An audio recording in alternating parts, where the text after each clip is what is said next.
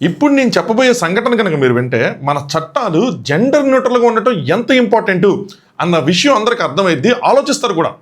మాట్లాడుకుందాం. Hi friends, నా పేరు Anand. Welcome to Anand news. మనకి చిన్నప్పటి నుంచి మాతృదేవోభవ, పితృదేవోభవ, ఆచార్య దేవోభవ నేర్పిస్తారు. అంటే అందరికన్నా ముందు మనకి తల్లి మాత్రమే అని చెప్పి. భార్యాభర్తలు విడిపోయిన సందర్భంలో కోర్ట్స్ కూడా పిల్లల్ని ఎవరికి అప్పచెప్పాలి అన్న టాపిక్ వచ్చినప్పుడు ముఖ్యంగా 5-10 సంవత్సరాల లోపున పిల్లల్ని 99.99% తల్లులకి అప్పచెప్తారు. తండ్రుల్ని ప్రేమకి, మమకారానికి, వాళ్ళకి ప్రతిరూపంగా చూపిరు. తండ్రి అంటే బయటికి వెళ్ళి సంపాదించేవాడిలా కిందే జమ కడతారు. తల్లి మాత్రమే ప్రేమకు ప్రతిరూపం, ప్రేమకు చిరునామా అని చెప్పి తల్లి దగ్గరే పిల్లలు సురక్షితంగా ఉంటారని చెప్పి తల్లులకు అప్పచెప్తారు. ఎందుకంటే ఈ కోర్ట్స్ ఆలోచించేది ఇంకోటి ఏంటంటే, తండ్రులు అంటే వేరే పెళ్లి చేసుకుంటారు, వాళ్ళు బయటికి వెళ్తారు, మారడతల్లో వస్తుంది, ఆవిడేదో మళ్ళీ బాధలు కల్పిస్తుంది అది అని చెప్పి. అదే తల్లి అయితే కనుక తన బిడ్డలు కాబట్టి చాలా భద్రంగా చూసుకుంటుందని. కానీ ప్రతిసారి ఇదే నియమాన్ని అక్కడ జరుగుతున్న పరిణామాలు అంటే భార్యాభర్తలు వెనకాల ఏం జరిగింది ఏంటి అన్నది కూడా చూసుకోకుండా కోర్ట్స్ బ్లైండ్గా ఇలా తల్లికి అప్పచెప్పడం కరెక్టేనా అంటే, ఇప్పుడు నేను చెప్పబోయే సంఘటనతో మీరందరూ ఆలోచిస్తారు అది ఎంత మాత్రం కరెక్ట్ కాదని చెప్పి. చెప్పుకునే ముందు వీడియోని లైక్ చేసి చూడండి. కొత్తగా చూసే ఎవరన్నా అంటే ఛానల్ సబ్స్క్రైబ్ చేసుకోండి. నేను మాట్లాడే కొన్ని టాపిక్స్ వల్ల యూట్యూబ్ నుంచి నాకు కొన్ని వార్నింగ్ మెయిల్స్ కూడా వచ్చినాయి. సో దాంతో కొద్దిగా రీచ్ అన్నది కూడా డౌన్ అయింది. ఎక్కువగా రికమెండ్ చేయట్లేదు. కొన్ని సెన్సిటివ్ టాపిక్స్ ఇవన్నీ మాట్లాడాను. సో వాటికి అంటే నాకు కూడా అవగాహన లేక కొన్ని సెట్టింగ్స్ ఇవన్నీ రాంగ్గా ఇచ్చా. సో దానివల్ల కొంచెం ఇబ్బంది అయింది. సో ఎవరైతే కొత్తగా చూస్తున్నారో ఖచ్చితంగా మీరు వీడియోని లైక్ చేసి ఛానల్ సబ్స్క్రైబ్ చేసుకోవడానికి ట్రై చేయండి. సో దట్ కొంచెం రీచ్ అనేది కొద్దిగా ఇంప్రూవ్ అవుతుంది. సరే, ఈ సంఘటన కేరళ జిల్లాలో జరిగింది. రంజిష్ అనే ఒక వ్యక్తి కేరళలోని కేఎస్ఆర్టీసీ, అక్కడ గవర్నమెంట్ నడిపే ఆర్టీసీలో ఒక కండక్టర్గా పనిచేస్తున్నాడు. ఇప్పుడు ప్రెసెంట్ 38 ఏళ్ల వయసు. ఆయన కొన్ని సంవత్సరాల క్రితం అరౌండ్ 10 years బ్యాక్ ఒక అమ్మాయిని ప్రేమించి పెళ్లి చేసుకున్నాడు. పెళ్లి చేసుకున్న తర్వాత వాళ్ళకు ఒక బిడ్డ పుట్టారు. దాని తర్వాత వాళ్ళ ఆవిడ్ని దగ్గరుండి డిగ్రీ చదివించాడు, కొన్ని కంప్యూటర్ కోర్సులు కూడా నేర్పించాడు.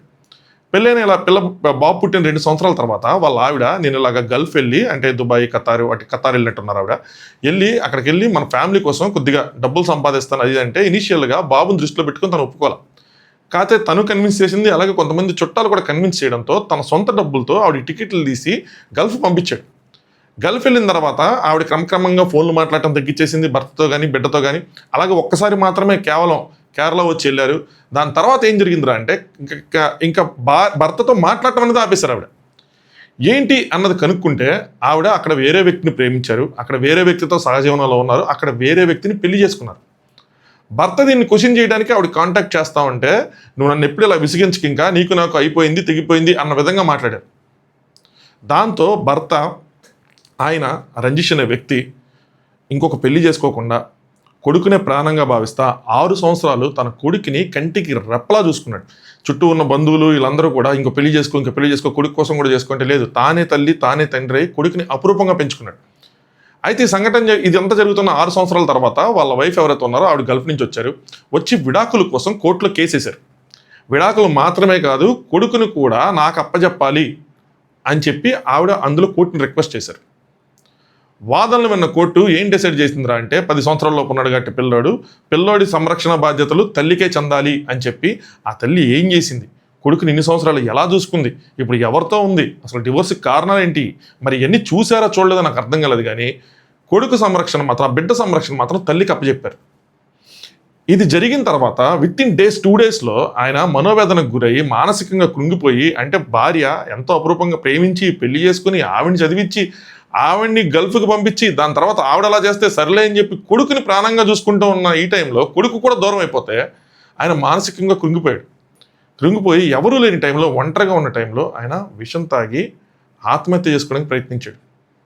2 days హాస్పిటల్లో ఉన్న తర్వాత ఆయన చనిపోయాడు.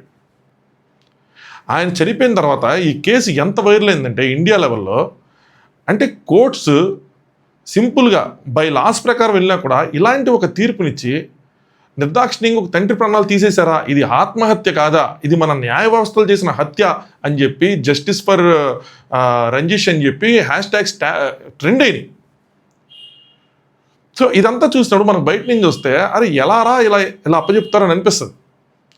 మన చట్టాలు మన మహిళలకి చాలా అంటే చాలా బయాస్డ్గా ఉన్నాయి. ఉండొచ్చు, తప్పులేదు. కానీ వాటిని వాళ్ళు ఎలా వాడుకుంటున్నారు అన్నది కూడా ఆలోచించాలి.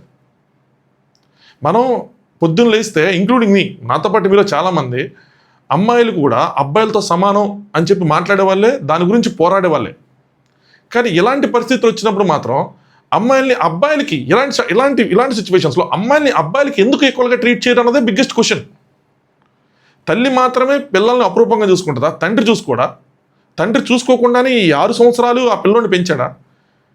అట్లీస్ట్ ఆ తల్లి నాకు ఎంత బాధ అనిపించిందంటే, ఎంత క్రూరంగా ప్రవర్తించిందంటే, ఆయన చనిపోయి ఆయన అంత్యక్రియలకి పిల్లోడిని పంపించమంటే మన హిందూ ధర్మం ప్రకారం చేయాలి కదా, అంటే పంపించలేదంట. చివరికి కోర్టు జోక్యం చేసుకొని స్థానికంగా ఉన్న పెద్దలు జోక్యం చేసుకుంటే కేవలం 5 అంటే 5 గంటలకు పంపిస్తానని చెప్పి 5 అవర్స్ కోసం పంపించారంట ఆ పిల్లోడిని. అది విన్న తర్వాత 6 సంవత్సరాలు ఆ పిల్లోడిని కంటికి రెప్పలు పెంచాడు. ఆ పిల్లోడికి ఏం గోత్రు చేస్తాడు? ఆ పిల్లోడికి ఏమి తెలియదు. వెళ్ళాడు, వాళ్ళ నాన్న ఎందుకు అలా ఉన్నాడు, ఏం జరుగుతుంది ఏంటి తెలియదు. అమాయకంగా ఆ క్లిప్పింగ్ సీన్ చూస్తుంటే ఎంత బాధ అనిపించింది. ఇక్కడి నుంచే నిజంగా మన కోర్ట్స్ ఈ చట్టాల కోసం ఒకసారి ఆలోచించాలి. డిఫాల్ట్గా మనం రాసుకున్న లాస్ని కొద్దిగా మార్చాల్సిన టైం వచ్చిందేమో. ఎందుకంటే అన్నిసార్లు తల్లి మాత్రమే పిల్లల్ని భద్రంగా చూసుకోలేదు. కొన్ని కేసుల్లో తండ్రి కూడా తల్లికి మించి చూసుకోగలడు.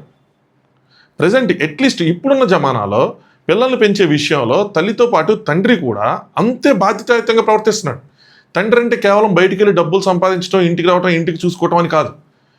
పిల్లల్ని పెంచుతున్నారు, పిల్లలకి స్నానాలు చేస్తున్నారు, పిల్లలకి డైపర్లు మారుస్తున్నారు, పిల్లలకి అన్నాలు తినిపిస్తున్నారు, ఇంట్లో కుక్ చేస్తున్నారు, చాలా చేస్తున్నారు. అలాంటి వ్యక్తులు, అలాంటి తండ్రులను కూడా తల్లికి సమానంగా ట్రీట్ చేయకుండా ఇలాంటి సిచ్యువేషన్ వచ్చినప్పుడు లేదు తల్లికే అని చెప్తే అంత అపురూపంగా చూసుకున్న తండ్రి మనసులు కూడా వాళ్ళు కూడా బాధపడతాయి. నిజంగా ఇది ఒక దురదృష్టకరమైన సంఘటన. బట్ ఇది కోర్ట్స్కి, మన న్యాయ వ్యవస్థకి ఒక రియలైజేషన్ కూడా రావాలి దీంతో. నెక్స్ట్ ఇలాంటి కేసులు వచ్చినప్పుడు కోర్ట్స్ ఏదో 10 సంవత్సరాల పిల్లలు ఉన్నారు, తల్లి మాత్రమే చూసుకోగలదు అని కాకుండా తండ్రి ఏం చేశాడు ఇప్పటి వరకు, తండ్రి ఎంతవరకు చూసుకోగలడు, ఎలా చూసుకోగలడు అన్న పాయింట్ కూడా ఆలోచించాలి. మనం అమ్మాయిల అబ్బాయిలు ఈక్వల్ అన్నప్పుడు ప్రతి విషయంలోనూ కూడా అమ్మాయిల అబ్బాయిలు ఈక్వల్గానే అని ఆలోచించాలి. కొంతమంది అమ్మాయిలకి, అందరిని అన్నా నేను, కొంతమంది అమ్మాయిలకి ఈ ఏకపక్షంగా ఉన్న చట్టాలని యూజ్ చేసుకొని హత్యలు చేయడానికి కూడా ఆలోచించట్లేదు. రీసెంట్గా జరిగిన ఈ కేతన్ హత్య కేసులో సియా గూగుల్ చేసింది, సెర్చ్ చేసింది, అంటే according to media and all search చేసింది కూడా ఎలాంటిదే, అమ్మాయిల్ని పోలీస్ స్టేషన్లో కొడతారా, ఏదైతే మేఘాలయ హనీమూన్ కేసు ఉందో ఆవిడకి బెయిల్ వచ్చిందా, ఆవిడ ఎన్ని రోజులు జైల్లో ఉన్నారు, ఆవిడని ఎంత ఇబ్బంది పెట్టారు, ఇలాంటి విషయాలు చూశారు. ఇలాంటివి వాళ్ళకి ఇన్స్పిరేషన్గా మారుతున్నాయి. ఎందుకంటే మహిళల్ని వాళ్ళని కొట్టడం కానీ ఇచ్చేయటం కానీ అంత సాధారణంగా జరగదు స్టేషన్స్లో, వాటిలో ఇంటరాగేట్ చేసేటప్పుడు. అలాగే వాళ్ళకి బెయిల్ ఇచ్చేటప్పుడు కూడా మానవతా దృక్పథం ఎక్కువ ఉంటుంది అక్కడ ఉన్న జడ్జెస్కి కానీ, లేదంటే అక్కడ వాదించే లాయర్స్కి కానీ. ఈవెన్ అలాంటి హత్య కేసులో కూడా, మేఘాలయ జరిగిన మర్డర్ కేసులో కూడా ఇప్పుడు ఆవిడకి సింపుల్గా బెయిల్ వచ్చింది. ఈవెన్ సుప్రీంకోర్టు కూడా బెయిల్ కొట్టడానికి ఒప్పుకోవాలి. అలా ఉన్నాయి. అదే ప్లేస్లో ఒక అబ్బాయి ఉండి వాళ్ళ ఆవిడని చంపేసి ఉంటే అంత ఈజీ కాదు. అది వస్తాయి. ఎండ్ ఆఫ్ ద డే మన చట్టాలు ఎలా ఉన్నాయంటే ఎండ్ ఆఫ్ ద డే వాడికి వస్తుంది. సో ఇవన్నీ దృష్టిలో పెట్టుకొని మన చట్టాన్ని కొంచెం సవరించాలేమో. 100 మంది దోషులు తప్పించుకున్న పర్లేదు, ఒక నిర్దోష శిక్ష పడకూడదు లాంటివి ఇంకా వర్కౌట్ అవ్వేమో ఇప్పుడున్న సమాజంలో.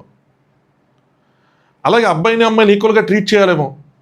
ఈ గృహహింస చట్టాలు కానీ, ఈ పిల్లల్ని కస్టడీకి ఇచ్చే చట్టాలు కానీ ఏవైతే ఉన్నాయో వాటన్నిటిని ఒక రివ్యూ చేయాల్సిన హై టైం ఏమో.